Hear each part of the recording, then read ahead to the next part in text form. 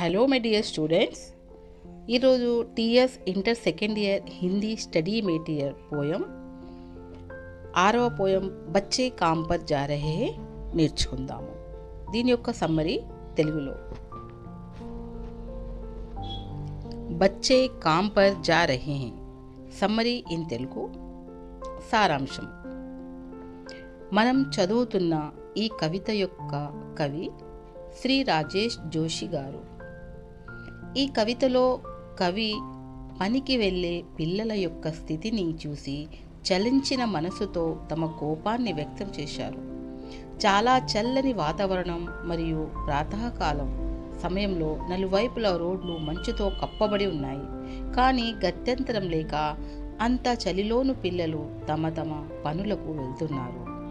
చదువుతూ ఆడుకుని ఈ వయస్సులో పిల్లలు వారి కడుపును నింపుకోవడం కోసం ఎందుకు పనికి వెళ్తున్నారు అనేది ఒక భయంకరమైన విషయం. దీనిని మనం సమాజంలో ఒక ప్రశ్నగా అడగవలసి ఉంది అని కవి ఈ కవితలో వ్రాశారు.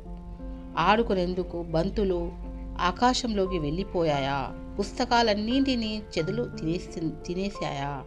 బొమ్మలన్నిటినీ ఏదైనా నల్లని పర్వతం కింద దాచిపెట్టారా? ఈ పిల్లలకు బోధించే విద్యాలయాలు, మదర్సాలు అంటే స్కూలులు కూలిపోయాయా?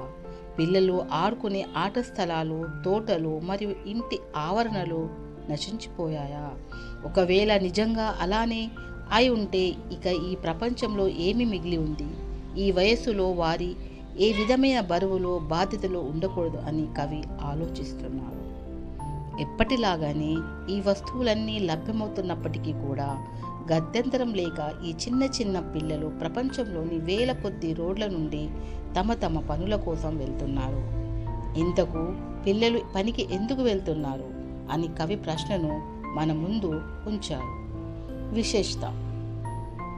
కవి ఈ కవితలో పనికి వెళ్ళే పిల్లల మీద అంటే బాల కార్మికుల వ్యవస్థపై దృష్టిని కేంద్రీకరించడంలో పూర్తిగా సఫలీకృతులైనారు.